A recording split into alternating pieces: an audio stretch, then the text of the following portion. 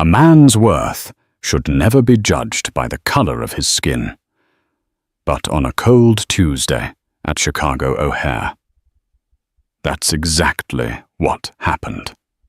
Dr. Samuel Bennett, a man at the pinnacle of his career, was flying to accept the greatest honor of his life. But one gate agent armed with a little power and a lifetime of prejudice saw not a respected architect, but a threat. She called security. She had him publicly humiliated and removed. She thought she had won. What she didn't know was that Dr. Bennett wasn't just any passenger. And when he returned to her gate less than an hour later, he wasn't alone.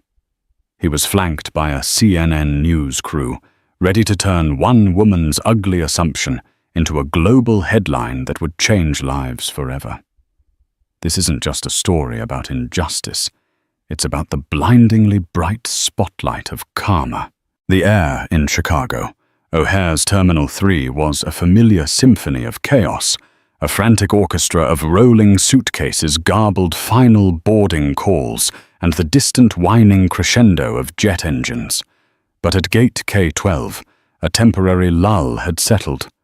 The morning rush to Dallas-Fort Worth on Global Wings Air Flight 1775 was over, and the passengers for the 10:45 a.m. departure were a scattered collection of souls in waiting. They were business travelers with weary eyes, families wrangling toddlers, and students lost in the blue glow of their phones. Among them, sitting near the window, with a leather-bound sketchbook open on his lap, was Dr. Samuel Bennett. At 52, he possessed a quiet dignity that seemed to create its own pocket of calm.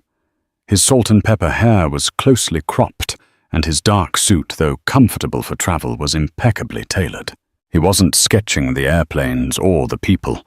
His pencil was tracing the elegant, soaring lines of a new civic center, a design that existed only in his mind and on these pages.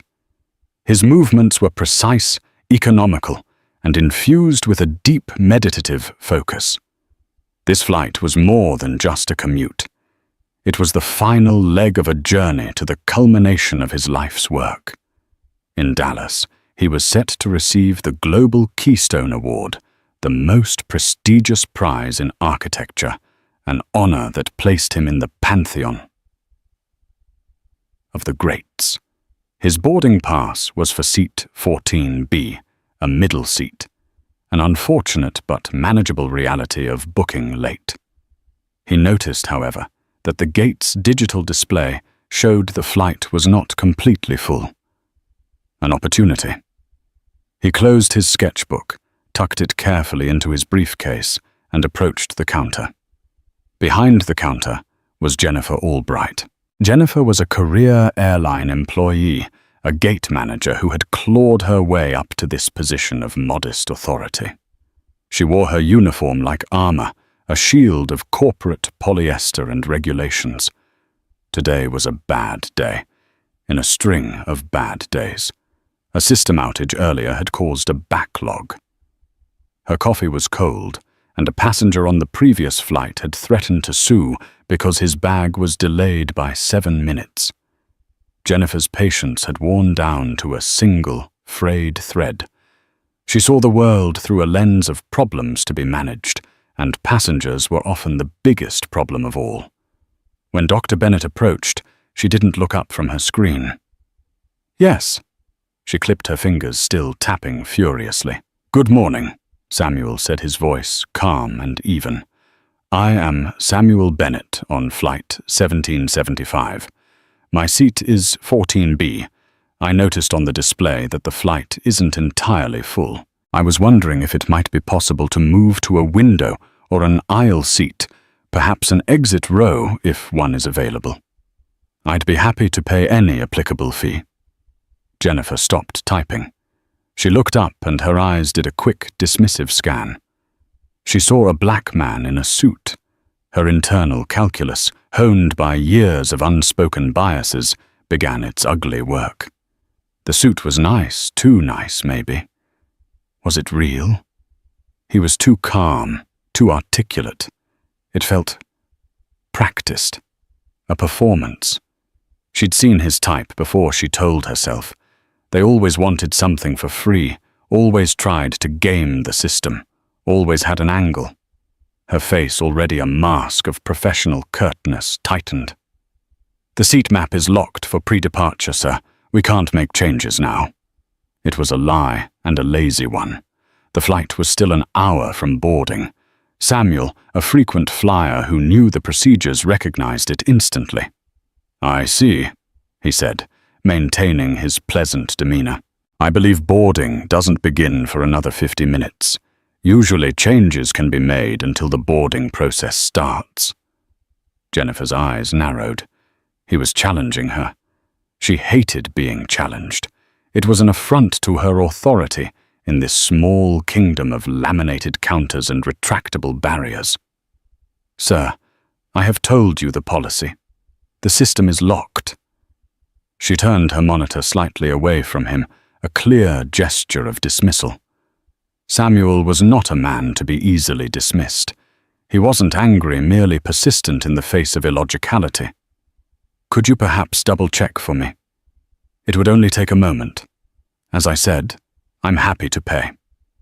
A woman in a red coat in the line behind Samuel shifted her weight impatiently. The pressure of an audience pricked at Jennifer's already raw nerves. She felt a flush of anger. This man was making her look incompetent, or worse, unhelpful. He was creating a scene. "Sir," she said, her voice now louder, colder, and dripping with condescension. "I am not going to repeat myself again. There are no other seats available for you. Please step aside and let me help the next passenger." The phrase hung in the air, "for you." It was subtle, but to Samuel it was as loud as a siren. It was a clear act of demarcation of othering. He wasn't just any passenger. He was a problem passenger. "I don't wish to cause a problem," Samuel said, his voice still low, but now with a new firm edge. "I'm simply making a standard request. If you are unable to assist, perhaps there is another agent or a supervisor I could speak to." That was the final straw. For Jennifer, the word supervisor was a direct threat to her authority. A challenge she had to quash immediately and decisively. Her prejudice, which had been simmering just beneath the surface, now boiled over into outright hostility. She saw her opening to end this, to reassert her control. She looked past Samuel, her eyes scanning the terminal. "This passenger is becoming disruptive," she announced to no one in particular, though her voice carried across the waiting area. Samuel stood stunned into silence for a beat. Disruptive. He hadn't raised his voice, used a single profane word, or made a threatening gesture. He had made a polite request, and then politely questioned a lie. "Ma'am, I am being anything but disruptive," he said, his composure starting to crack just enough to show the steel beneath. "I am a first-class ticket holder who simply asked for a seat change."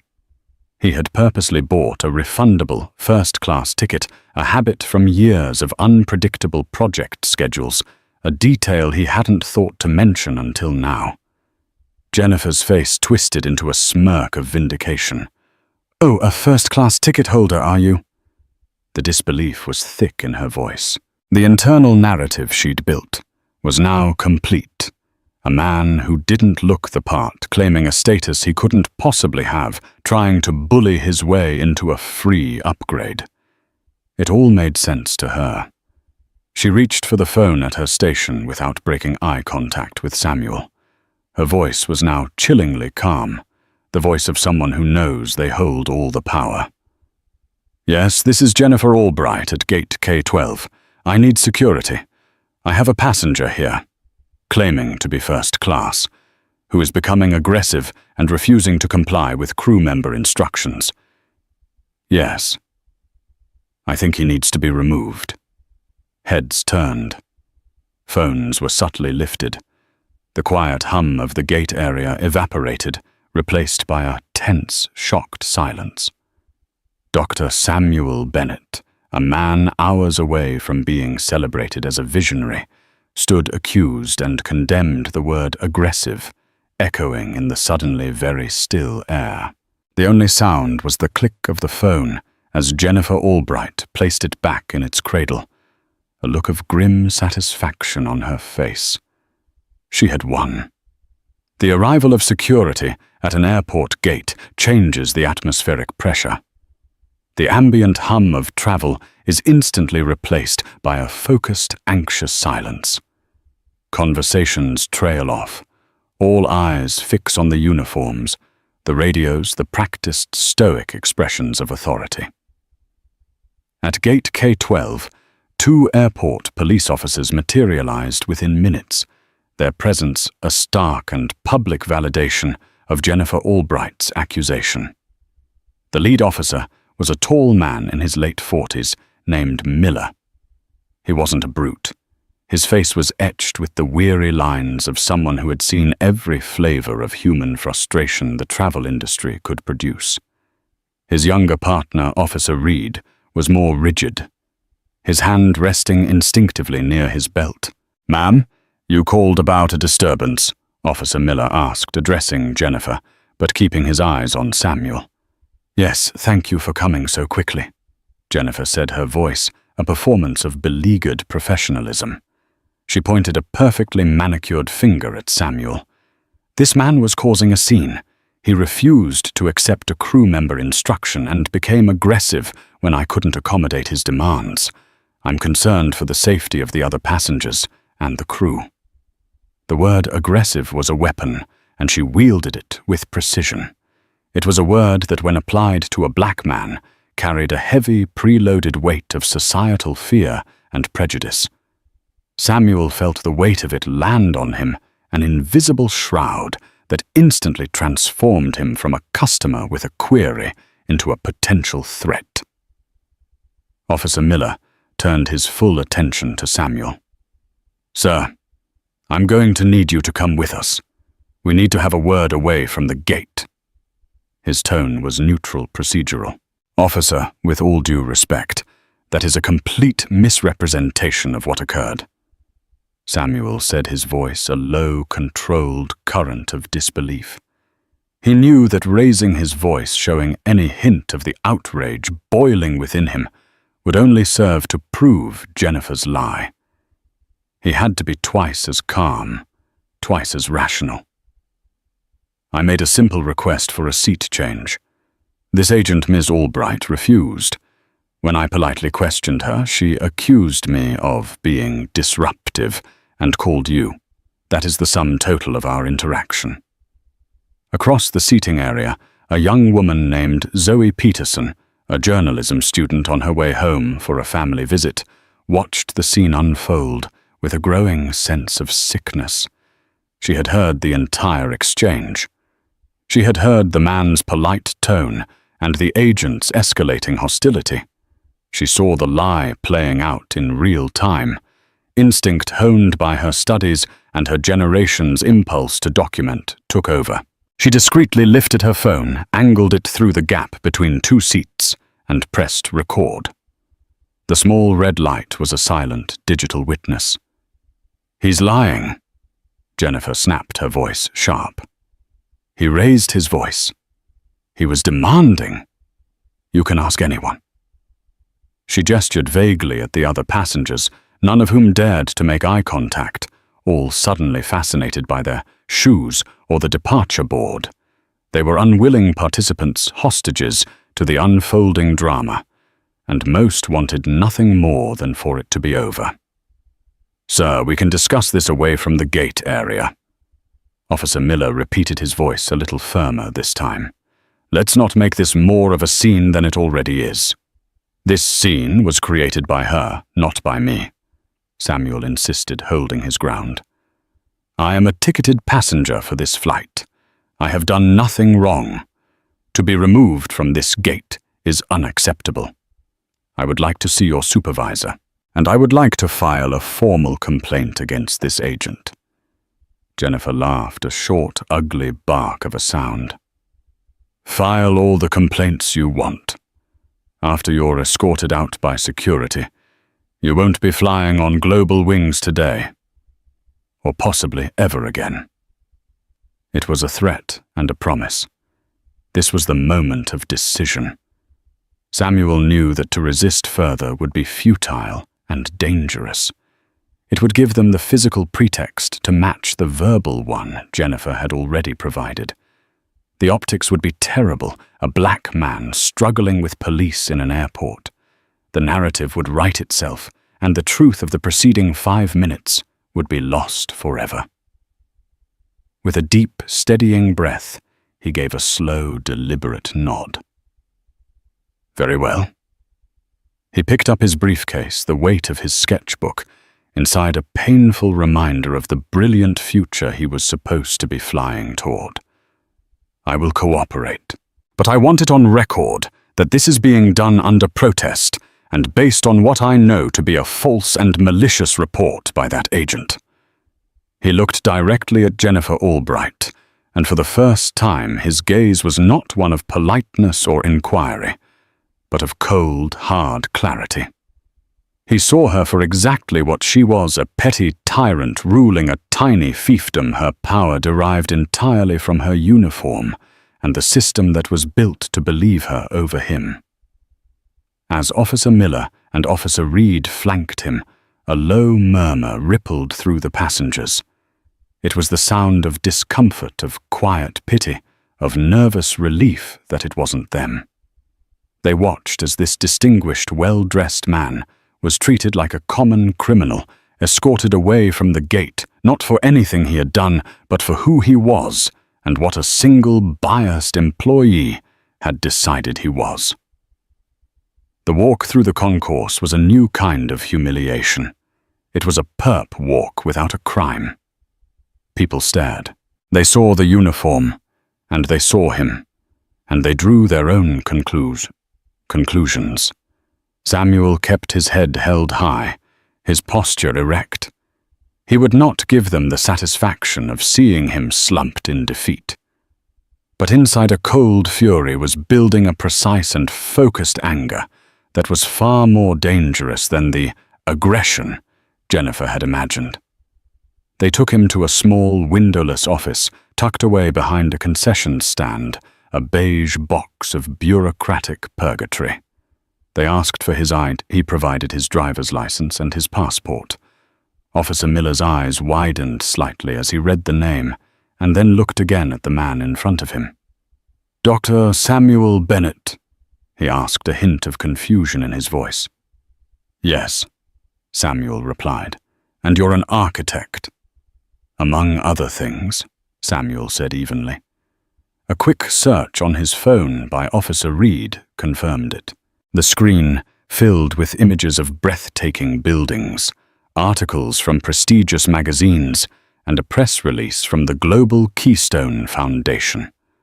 The top result was a news story published just yesterday: Samuel Bennett to receive architecture's highest honor in Dallas ceremony. Officer Miller looked from his phone to Samuel, then back again. He looked at his partner. The entire context of the situation had just been seismically altered. This wasn't some random, disgruntled passenger. This was one of the most celebrated architects in the world. He cleared his throat. "Dr. Bennett, there appears to have been a misunderstanding." Samuel looked at the officer, his expression unreadable. "The only misunderstanding, officer," he said, his voice dangerously quiet, "is that Ms. Albright believes her authority is absolute and her prejudice is invisible. She is about to learn in a very public way that she is wrong on both counts." He reached for his phone. "Now, if you don't mind, I have a few calls to make." The beige, windowless room was designed to be an information vacuum, a place where incidents were managed and contained. But in the age of instant connectivity, its sound-proofed walls were meaningless. While Officer Miller and Officer Reed were trying to recalibrate their understanding of the situation, Dr. Samuel Bennett was transforming the tiny office into the command center of a counteroffensive. He didn't call a lawyer first. A lawyer was for later, for damages and depositions. His first call was to someone far more potent. In the immediate moment, his publicist, a sharp, fiercely loyal woman in New York named Jessica Finch. "Jess, it's Sam," he said, his voice a low, urgent hum. He relayed the events of the last 20 minutes with the dispassionate precision of an architect describing a flawed blueprint. He gave her the airline, the flight number, the gate, and the agent's name, Jennifer Albright. On the other end of the line, Jessica's mind was racing. This was not just a client service issue. It was a 5-alarm public relations fire, but the fire wasn't for their side. It was an opportunity. "Sam, are you okay?" she asked, first the concern genuine. "I'm fine. I'm furious, but I am fine," he replied. "I'm in a security office at O'Hare. They're realizing they've made a colossal error. Stay there. Don't talk to anyone else from the airline. Don't accept an apology. Don't accept a voucher. Don't accept anything." Jessica instructed her words rapid fire. "Just sit tight. I'm handling it." Her second sentence was the one that mattered. "And Sam, your speech in Dallas just got a new opening paragraph." His next call was even more impactful.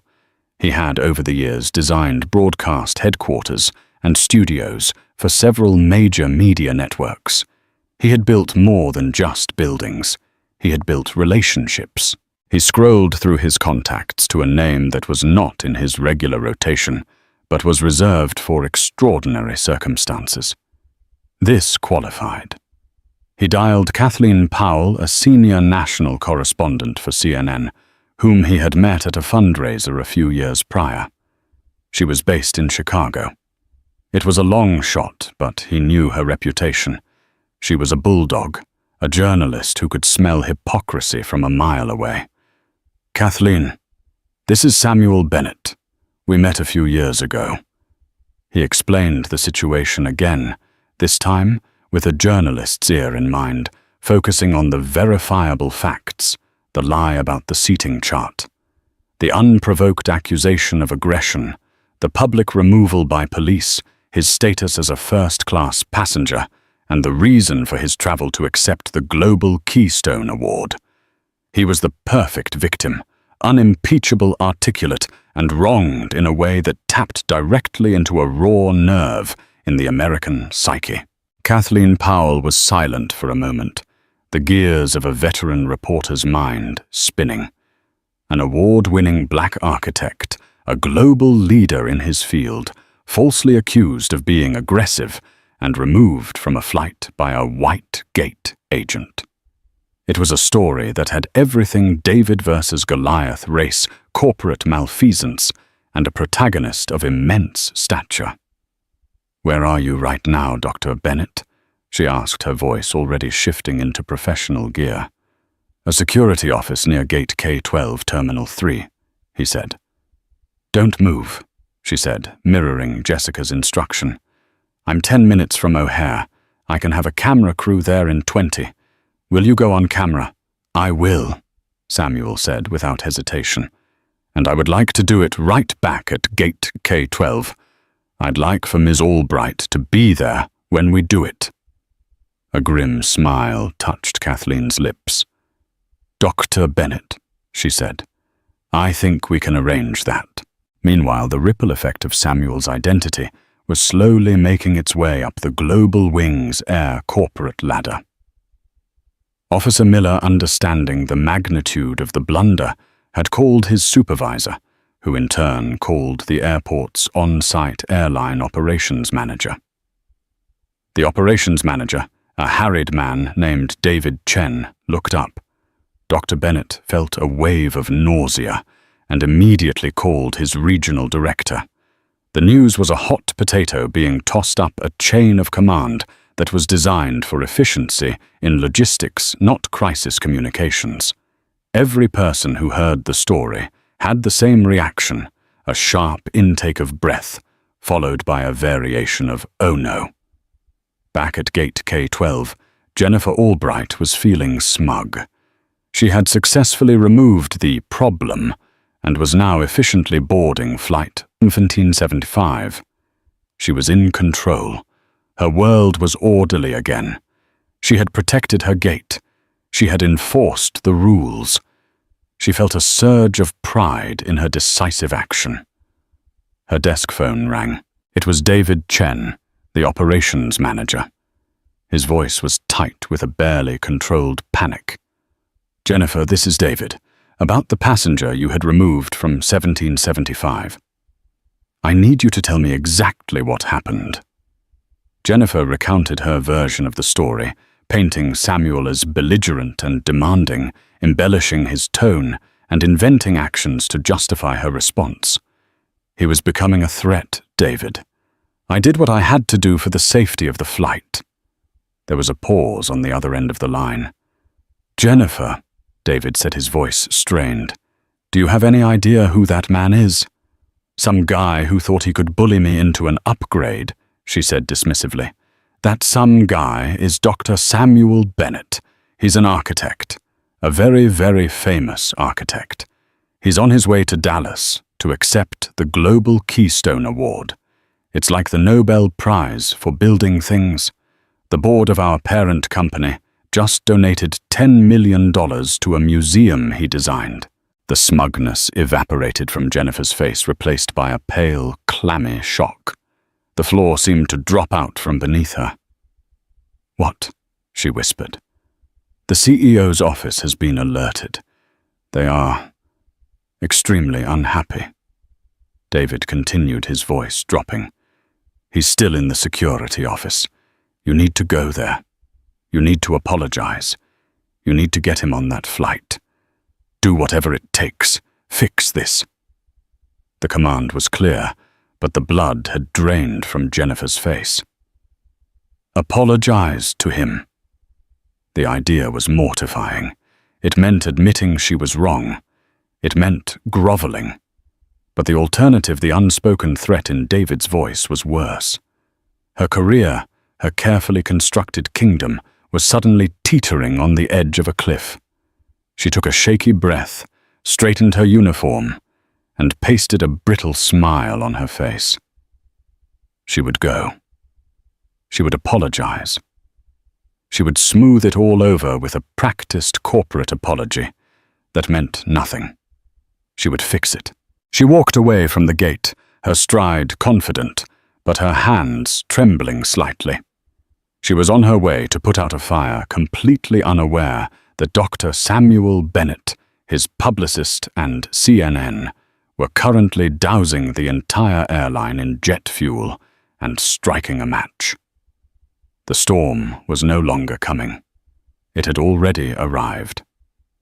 The journey from Gate K12 to the small security office was for Jennifer Albright a walk through a hall of mirrors, each reflection showing a different version of her own impending doom. The initial shock had given way to a frantic, defensive anger. It wasn't her fault. How was she supposed to know who he was? He didn't look like a world-famous architect. He looked like the others who always gave her trouble. Her mind scrambled for justifications, for ways to spin the narrative so that she remained the diligent employee and he the unreasonable customer. She arrived at the door to the office just as Officer Miller was stepping out. His expression was grim. "He's in there," the officer said, his tone devoid of the collegial respect he might have shown her an hour ago. "And I'd choose your next words very carefully, ma'am." Jennifer bristled at the warning, but pushed the door open. Dr. Samuel Bennett was sitting in a plastic chair, his briefcase on his lap, his phone to his ear. He looked up as she entered, his eyes holding a calm, assessing gaze that made her skin crawl. He didn't look angry or defeated. He looked powerful. "Mr. Bennett," she began. the name feeling foreign and clumsy on her tongue. I'm Jennifer Albright from the gate. It appears there's been a significant misunderstanding. Samuel ended his call with a quiet, "Thank you," and slipped the phone into his pocket. He rose slowly from his chair. "Ms. Albright," he said, his voice resonating in the small room. "There has been no misunderstanding. There has been a clear and deliberate action. You profiled me, you lied to me, you publicly slandered me, and you had me removed under false pretenses. The only misunderstanding is your belief that you would face no consequences for it." Jennifer's practiced corporate smile faltered. This wasn't going to be a simple, "I'm sorry, here's a voucher" situation. "Sir, our policy. Your policy does not involve fabricating claims of aggression." Samuel interrupted, his voice cutting through her excuse like a scalpel. "Your policy does not involve humiliating a passenger because you are unwilling to do your job. Your actions were not born of policy, they were born of prejudice." Her face flushed a deep, mottled red. "Now see here, you have no right to accuse me of that I was following security protocols." "You were," Samuel agreed with a chilling calmness. "You were indeed following a protocol. It's a protocol of your own, making one that allows you to treat people with disrespect based on your own biases. And I think the world deserves to hear more about it. Shall we?" He gestured towards the door. Jennifer was confused. "Shall we? What, your flight is boarding? I can personally escort you onto the plane right now. We'll get you settled in first class." A small, humorless smile touched Samuel's lips. "I'm not going to my flight just yet. I am, however, going back to your gate, and you are going to come with me." It was not a request. It was a statement of fact. Bemused and increasingly unnerved, Jennifer followed him out of the office and back into the main concourse. As they walked, she tried to regain control. "Sir Dr. Bennett, really this isn't necessary. We can resolve this." Her words died in her throat. As they rounded the corner and gate K12 came back into view, the scene had been utterly transformed. The last of the passengers were shuffling onto the jet bridge, but a new crowd had gathered. Positioned directly in front of Jennifer's counter was a tall, professional woman holding a microphone with the iconic red and white CNN logo. Next to her, a cameraman was hoisting a large broadcast camera onto his shoulder, its dark lens like a great, unblinking eye. Standing beside the reporter, looking entirely coherent, was a younger woman Jennifer vaguely recognized from the waiting area, Zoe Peterson. The blood drained from Jennifer Albright's face. The hum of the terminal seemed to fade into a dull roar in her ears. This was not happening. This was a nightmare. Kathleen Powell, the CNN correspondent, stepped forward as Samuel came to a stop. "Dr. Bennett," she said, her voice crisp and clear for the camera. "Thank you for speaking with us. Can you tell us what happened here today?" Samuel turned not to the reporter, but to face Jennifer directly. The camera swung to capture them both in the frame. The last few passengers, sensing a major event, stopped and pulled out their own phones. The audience Jennifer had performed for earlier had now reassembled, but this time the stage was infinitely larger. "I can," Samuel said, his voice steady and strong, now amplified by Kathleen's microphone. "I came to this gate as a ticketed first-class passenger on Global Wings Air, and I politely asked this agent, Ms. Jennifer Albright, if a seat change was possible. In response, she lied about airline policy. When I calmly questioned her lie, she announced to the entire gate that I was being disruptive. When I persisted, she escalated, claiming I was being aggressive. She then called security and had me forcibly removed from the gate area." He paused, letting the words hang in the air. "I was publicly humiliated. I was treated like a criminal, not for anything I did, but for what Ms. Albright saw when she looked at me. She did not see a customer. She did not see a passenger. She saw a threat. Kathleen Powell turned to Jennifer, the microphone now pointed at her like an interrogator's lamp. Ms. Albright, CNN, is that an accurate description of events? Did you accuse Dr. Bennett, a recipient of the Global Keystone Award, of being aggressive for asking to change his seat? Jennifer was frozen. Her mind was a maelstrom of panic. Every corporate media training session she'd ever attended vanished in a puff of pure terror. She looked at the camera lens, at the determined face of the reporter, at the cold, disappointed eyes of Samuel Bennett. She opened her mouth, but only a strangled squeak came out. "We also have a witness," Kathleen continued, turning to Zoe. "Ms. Peterson, you recorded the initial interaction on your phone. What did you see?" Zoe, though nervous, spoke with the clarity of a person who knew she was on the right side of history. "I heard everything," she said. "He was completely polite." Her voice was the one that kept getting louder and meaner. He never raised his voice once. The agent was the one who was aggressive. "My video shows it all." She held up her phone, the screen showing the video file ready to be sent. The final nail was hammered into Jennifer Albright's professional coffin. A world-renowned public figure's testimony. A correspondent from a global news network. And now digital irrefutable proof.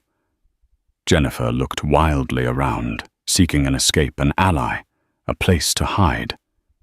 But there was none. There was only the harsh light of the camera, the accusing silence of the onlookers, and the composed, unwavering gaze of the man she had tried to erase. In that moment, she was no longer Jennifer Albright, gate manager, a woman of authority. She was just Jennifer, a person whose ugly internal prejudice had been dragged out of the shadows and into the glare of a national spotlight. Her little kingdom had crumbled, and the whole world was watching. The moment Kathleen Powell's report, complete with Zoe Peterson's damning cell phone footage, hit the CNN wire, it was no longer an incident. It was a full-blown corporate catastrophe for Global Wings Air. The story spread across the internet with the speed of a wildfire. The hashtags are flying while black. Global Wings, shame, and how justice for Dr. Bennett began trending on Twitter within the hour. In the gleaming, sterile tower of Global Wings Air corporate headquarters in downtown Chicago, the atmosphere was one of controlled panic. Phones rang incessantly. The communications department was drowning in a tsunami of media requests. The stock price, which had been stable at market open, began to show a nervous tremor. The emergency board meeting was convened by Robert Chen, the airline's CEO. Chen was a man who prided himself on data, on logistics, on the billion-dollar chess game of fleet management and route optimization. He despised the messy, unpredictable world of human error, and what had happened at Gate K-12 was the messiest he had seen in his 7-year tenure. He stood before his executive team, his face a granite mask of fury. On a massive screen behind him, the CNN report played on a loop. Dr. Bennett's calm, powerful testimony contrasted with Jennifer Albright's deer-in-the-headlights terror. "Explain this to me," Chen said, his voice dangerously low. "Someone right now explain to me how we allowed one of our gate managers to publicly crucify a man who is practically a national treasure, a man our own charitable foundation has celebrated. How the head of North American operations, a man named Bill Ewing, cleared his throat. Robert, from the initial reports, it seems Ms. Albright felt the passenger was becoming unruly. She was exercising her authority, to ensure an on-time departure, and "Don't you dare feed me that corporate nonsense bill," Chen roared, slamming his hand on the polished mahogany table. The room flinched. I saw the video. The world saw the video. Unruly. The man was as calm as a monk. He was a paragon of dignity, while our employee was having a complete meltdown. She didn't exercise authority. She abused it. She didn't see a passenger. She saw a stereotype. And in doing so, she has just cost this company millions of dollars in brand damage. Our slogan is, "Connecting the world." She just disconnected us from a huge portion of it. The airline's first response was a masterclass in corporate panic. A junior public relations staffer, acting on an outdated crisis protocol, issued a boilerplate statement. "Global Wings Air is aware of an incident at Chicago O'Hare, and we are investigating the matter fully. We are committed to providing a safe and welcoming environment for all our customers." The public's reaction was immediate and vicious. The statement was mocked as soulless and evasive. Investigating. We all saw the video. One viral tweet read, "Welcoming environment." "Tell that to Dr. Bennett," read another. Jessica Finch Samuel's publicist saw the weak statement and pounced. She issued a counter-statement on his behalf. "Dr. Bennett is gratified by the public's support, but is deeply disappointed in Global Wings Air's anemic response. This was not an incident. It was an act of blatant racial bias. An investigation is not required when the evidence is already being broadcast globally. What is required is accountability."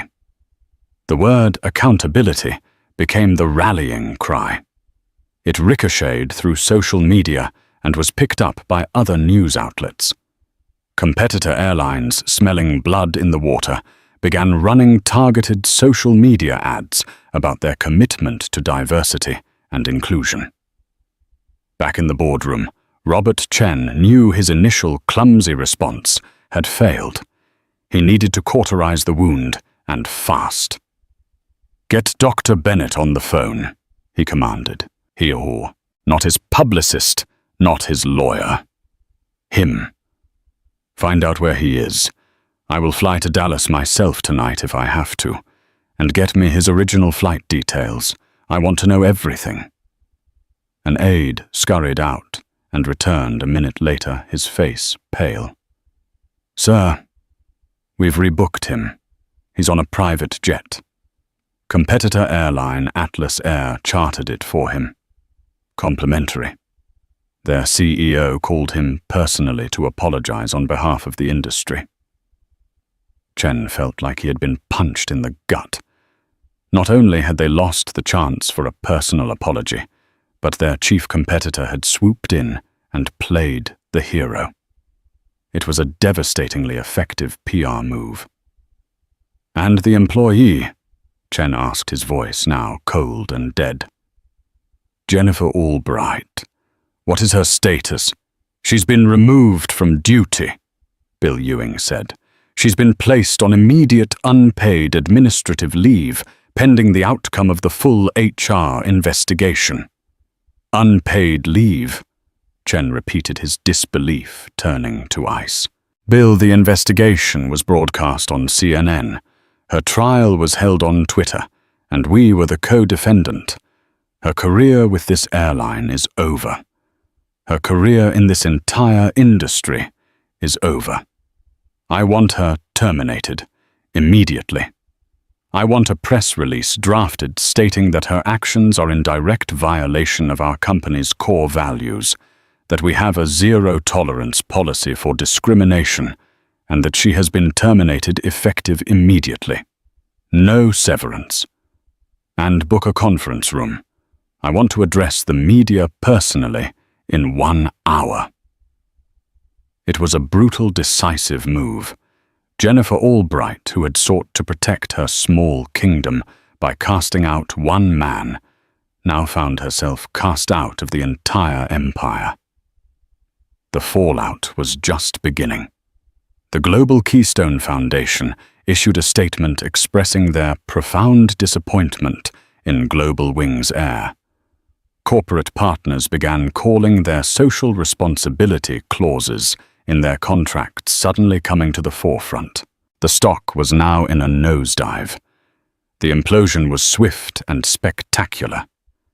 The actions of one employee, fueled by a moment of unchecked prejudice, had sent a multi-billion-dollar corporation into a tailspin.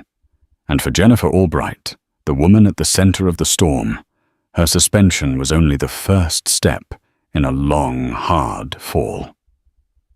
The world she knew was gone, and she was about to discover what it was like to be the one on the outside, looking in, with no one willing to let her through the gate.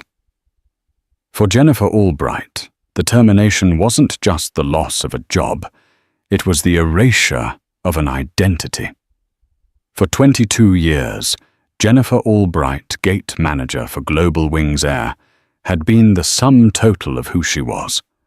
Her authority, her crisp uniform, the respect or fear she commanded in her small corner of the airport, it was all gone, vaporized in a single, globally televised afternoon.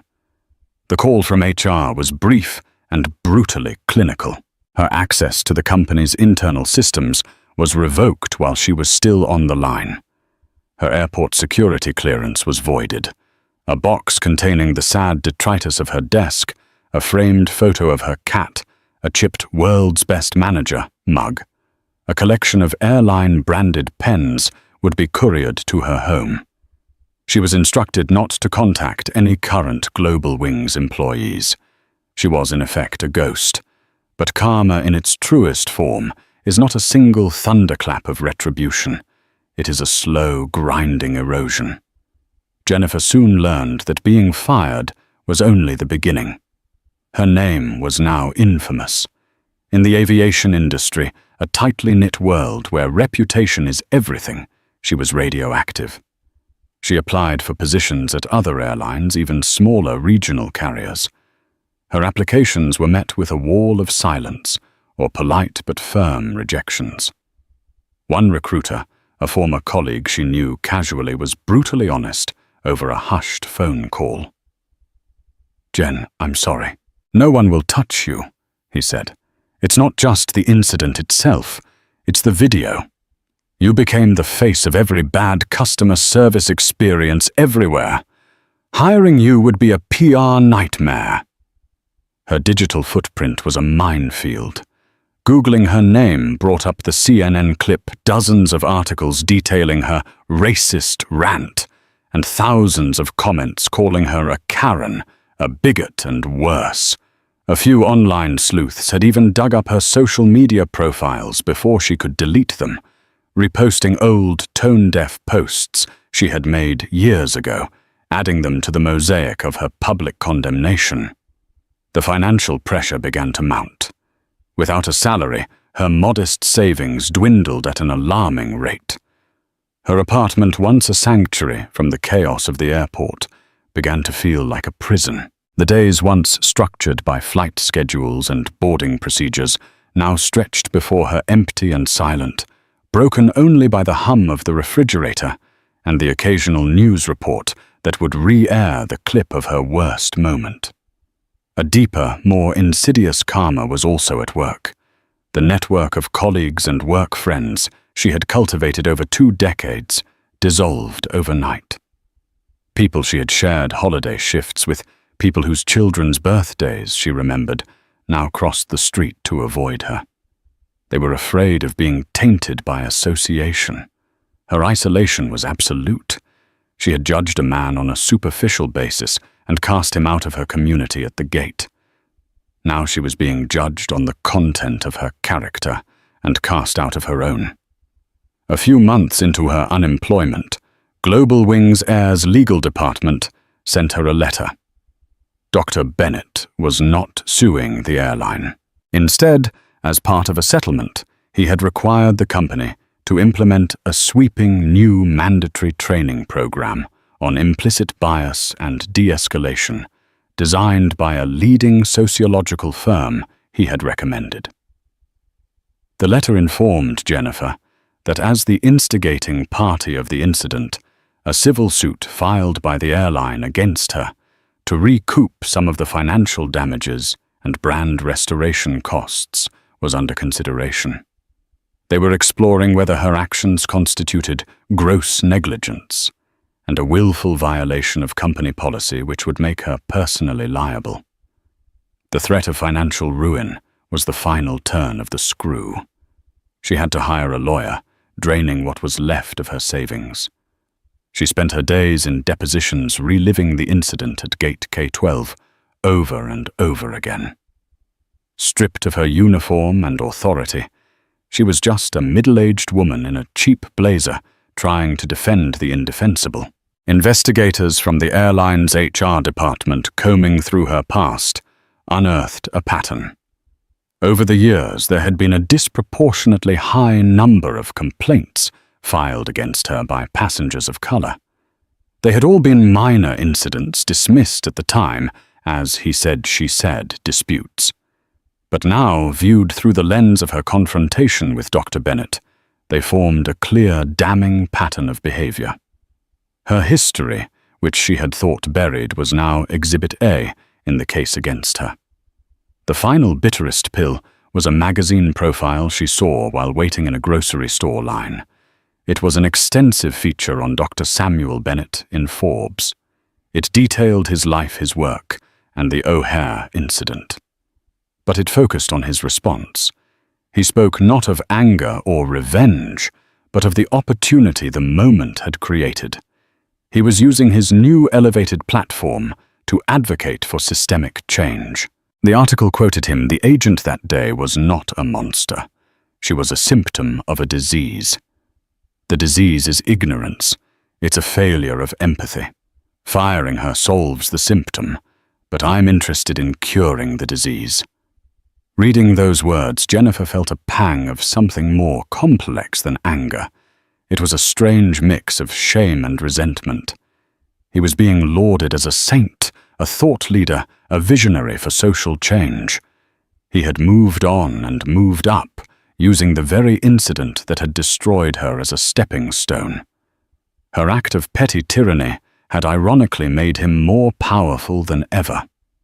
Her karma wasn't a prison sentence or a massive fine. It was a life sentence of obscurity and regret. It was the daily reality of working a minimum wage job stocking shelves at a big box store wearing a flimsy vest instead of a tailored uniform. Her name tag reading just Jennifer. It was the constant gnawing knowledge that she had held a moment of power in her hands and had used it to ruin not only a good man's day, but her own entire life. She was forced to live every single day with the quiet, unremarkable, and utterly anonymous consequences of her own prejudice. The ballroom in Dallas was a cathedral of light and sound. Thousands of the world's most influential architects, designers, and patrons of the arts were on their feet, their applause thundering through the vast space. On the stage, bathed in the warm glow of the spotlights, stood Dr. Samuel Bennett, holding the Global Keystone Award. The award itself was a heavy, sculpted piece of crystal and titanium, but it felt almost weightless in his hands compared to the events of the past week. He stepped up to the podium, and a hush fell over the room. The world was expecting him to deliver his prepared speech about the intersection of sustainable design and urban community, the speech he had been writing and rewriting for months. But the man at the podium was not the same man who had boarded that flight in Chicago. "Good evening," he began, his voice calm and resonant, carrying to the furthest corners of the hall. "I have a speech in my pocket. It's a good speech. It's about form and function and the soul of our cities." He paused, looking out over the sea of faces. "But I cannot in good conscience deliver that speech tonight, because the most important structure I have been forced to contemplate this week was not made of steel or glass. It was a social structure, an invisible architecture of prejudice that we pretend does not exist even as it shapes every corner of our world. He told them the story. He didn't use hyperbole or an angry tone. He recounted the events at Gate K-12 with the same calm, factual precision he had used with the police, with his publicist, and with CNN. He spoke of Jennifer Albright not as a villain, but as a product of a broken system. The power of architecture, he continued, his voice gaining strength, is the power to define space. We build walls that separate and bridges that connect. We design gateways that welcome and barriers that exclude. For too long, we have been complicit in designing a world that contains far too many barriers and not enough bridges. A world where a man can be judged not by the content of his character or the caliber of his work, but by the color of his skin in a gateway to the world like an international airport. He announced that he was partnering with Global Wings Air, a partnership born from the ashes of their conflict. He was using his platform, and they were using their considerable resources to establish the Bennett Foundation for Inclusive Design and Training. The foundation would work with corporations, municipalities, and police forces to fundamentally redesign their public-facing protocols, rooting out the systemic rot of implicit bias. His first act as the award winner was not to celebrate his victory, but to repurpose his platform. "This award," he said, "lifting the gleaming keystone, is the greatest honor of my life. But its true value will not be measured by its place on my mantelpiece. It will be measured by our ability to use this moment, this spotlight, as a tool to dismantle the old, crumbling structures of prejudice and to begin the blueprints for a better, more equitable world. That is the project of our lifetime. Let us begin." The applause that followed was more than a polite ovation. It was a roar of approval, of understanding, of shared purpose. In the months that followed, the story of Dr. Bennett and Gate K-12 became a case study in corporate responsibility and social justice. Global Wings Air, under the direct and intense supervision of Robert Chen, underwent a painful but necessary transformation. The training program became a new industry standard. Dr. Bennett never saw Jennifer Albright again. He rarely thought of her, not out of malice, but because his focus was on the future, on the larger problem she had represented. His life had been irrevocably changed, but he had chosen to alchemize a moment of profound humiliation into a catalyst for profound change. The final quiet resolution came nearly a year later. Zoe Peterson, the young journalism student, received a personal letter from Dr. Bennett. He thanked her for her courage and integrity, for choosing to bear witness when it would have been easier to look away. Enclosed was a check and a letter announcing she was the first recipient of a full scholarship from the Bennett Foundation to complete her master's degree in investigative journalism at Columbia University. The story had found its end. A woman who abused her power lost everything. A corporation humbled by its own failings was forced to rebuild itself on a better foundation. And a good man faced with ugly prejudice refused to be a victim. Instead, he became an architect of change, proving that the strongest structures are not built of concrete and steel, but of dignity, integrity, and an unwavering belief in a better design for humanity. That is the incredible true-to-life story of how a moment of ugly prejudice at an airport gate became a global lesson in accountability. Dr. Samuel Bennett's journey shows us that the most powerful response to injustice isn't rage, but focused, intelligent action. He didn't just win a personal battle, he leveraged his victory to change the very system that had wronged him. Jennifer Albright's story is a stark reminder that the small thrones of power we occupy in our daily lives come with immense responsibility, and that karma can be as swift and unforgiving as a cancelled flight. What do you think? Was the airline's response enough? Was Jennifer Albright's fate a just one? Let us know your thoughts in the comments below. These conversations matter. If this story moved you, please hit that like button. Share it with someone who needs to hear it, and make sure you are subscribed to our channel for more true stories of injustice, resilience, and the ultimate triumph of character. Thank you for listening.